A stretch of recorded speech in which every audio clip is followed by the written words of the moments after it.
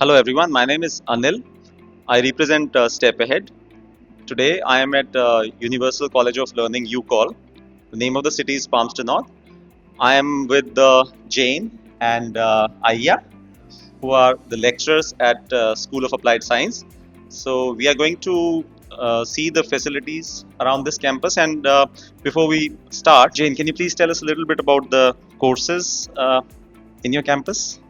Yeah, so on the science courses here, we've got a level 5 diploma of science, a level 6 diploma of science, and then a bachelor of science that's a 3-year program that takes in the level 5, the level 6, and then a level 7. And we do a mix of chemistry. We're actually in the instrument room for chemistry right now, and kind of microbiology and molecular biology, training students to be either lab technicians or to go on and do further study in master's or PhD. Can we just take a tour of the campus? Yeah, we can do a tour of the lab. What facilities are available to students when they come here and study? Yeah, so right now we're in the chemistry room. Aya will tell me if I get anything, we'll interrupt, or maybe Aya can take over for the chemistry side of things. He's the chemistry lecturer. This is one of our labs where we do majority of our analytical stuff. Over here, these are all UV vis, which we teach our students. Over there, as you can see, is the another instrument that we use, but more importantly, we've got HPLCs over there, we've got graphite furnace, AAS over there, and we also have gas chromatography over there.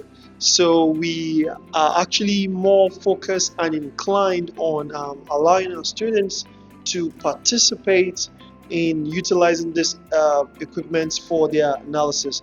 And also because we also have not a very large number, it also gives us the opportunity to expose the students to practical learning and to engage in activities that will enhance our teaching to support with all this instrument and the practicals that we do.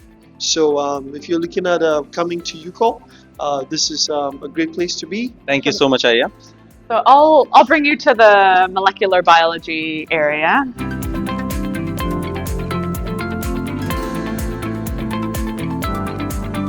What exactly is this? So this is a qPCR machine. This is the sort of machine that it replicates a small bit of DNA and you can make lots of it. It was used initially for like COVID tests. Right. Is an application of it, but the tubes are very small, so that the students learn to pipette like quite small volumes and things like that.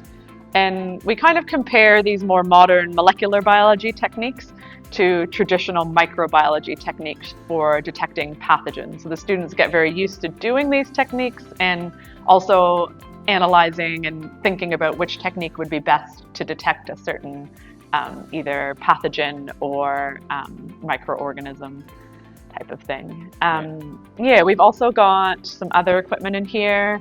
This is a plate reader for sort of measuring protein and metabolite levels using different assays. So you can use put different things in these plates and that you open it up and this is actually sort of like those UV vises where you measure the absorbance, but instead of just doing one sample at a time, it can do like the 96 well plates. Further along here, we've got this is a nanodrop machine. It just measures DNA concentration, so you can tell if your DNA extractions and things work well. And this is actually sort of a bigger version of that. And just that one you can use to quantify an amount, and this one you need to do an extra kind of step. So this is sort of the more basic version of that one. Right. All our pipettes are kind of at the back there.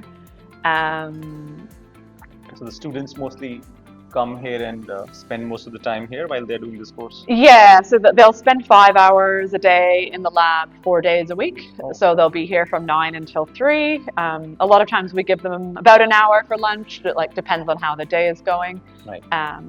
So they'll either be in this room, or there's a chemistry room over there, or there's another couple of rooms that are similar depending on the size of the class. So that with our bigger classes, this room gets a bit small, but we have one room that's a little bit bigger. Great. Yeah. And also, yeah, we do have fume hoods as well, where experiments have been done to make sure that Yeah. both the students and the lecturers are safe. Should we show the other glassware chemistry room? Yes. Yeah.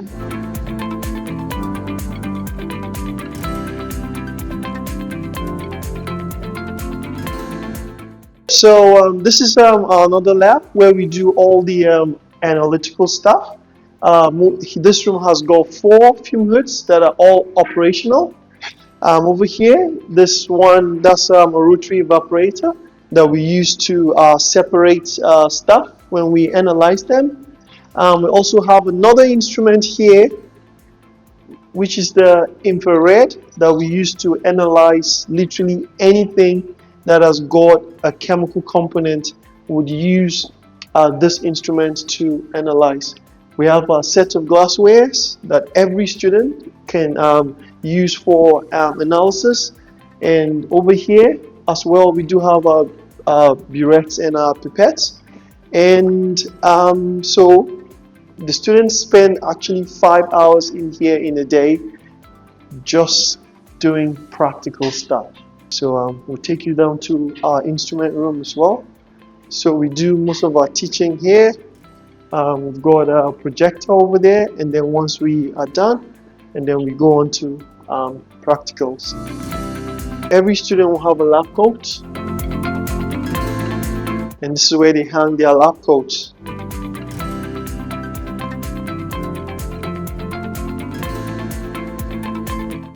This is quite a very important skill or an operation that students need to be proficient with, weighing things.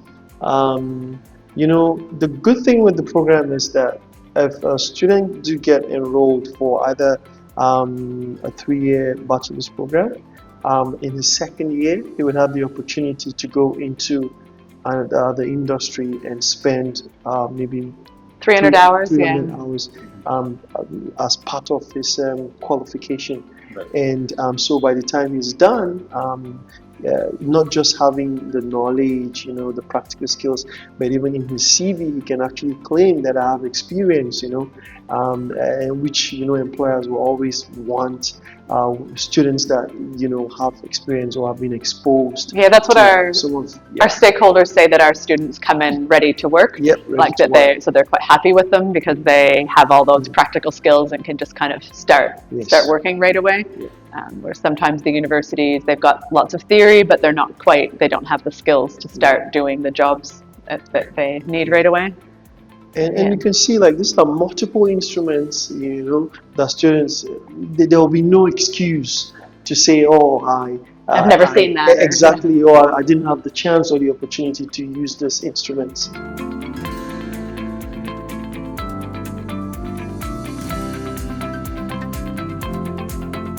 Yeah, so this room, we've got a few things. One is the biosafety cabinet. So this we'll use if there's anything that is potentially pathogenic. So the students work under there and it basically sucks and filters the air out so that they can get practice working under those conditions, because that's what our industry stakeholders kind of want, is people who can work safely with potential pathogens, because a lot of our students like MedLab. And so in MedLab, there's obviously the pathogens. So we train our students to use this kind of setup. We've also got a mini DNA sequencer. So this can be used if we have an unknown microorganism, we can get the DNA sequence of it. So we help the students learn to use this equipment as well. We do a lot of microscopy and traditional microbiology as well. So they might stain some cells and then look at them under microscopes. This is just one of the ones that hooks up to the computer so we can show things on the screen. What is the usual class size? How many students do you have per class? Quite variable. I'd say on average like 15 to 20. Okay. Yeah. And if we have more than 15, we usually have a helper in the class. So we've got another, like a tutor to help the lecture. Because we're doing so much practical stuff, we kind of need to keep the ratio of lecturer to student quite small, because if they need any help, there's sort of a limit to how much someone can help. So yeah, when we're, I think, at over 15 if it gets bigger than that, we end up having someone to help us in the classrooms, Right. just with those practical skills to make sure the students all get a bit of one-on-one help while they're doing things. This is our incubator room. So each of these can be set to a different temperature, because sometimes like different yeasts and bacteria prefer to grow at different temperatures. So we just have all of these kind of set to based on what sort of experiments we're doing and that kind of thing. So yeah, that's all this room is that. Right. Lots of incubators, so they open like this, and so like this one's 37, and so if you put your hand in, it's like quite warm. So a lot of the like pathogens and stuff like to grow at 37 because they're used to people. Right. And then we do some experiments on like soil microbes, and so this one's set to 25 because the soil microbes like it a little bit less. I don't know if you're interested in this. Is just like some yeasts that grow from beer. Yeah, we have those kind of for some different experiments. We've got lots of stocks of different organisms. So yeah, this is a Brettanomyces yeast. Jane and Aya, you both have done your PhD from University of Auckland, which is one of the most prestigious university of New Zealand.